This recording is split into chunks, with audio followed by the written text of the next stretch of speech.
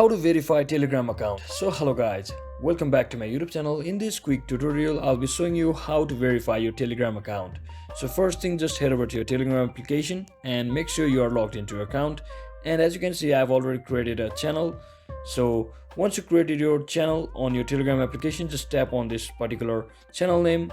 As you can see, so you can see there is a name for my invitation link of my channel. Just tap on it. You can also share the QR code. So from over here, all you have to do is just click on this copy link at the bottom of your screen. So once you do that, now all you have to do is just head back and just head over to search and just search in for verify bot.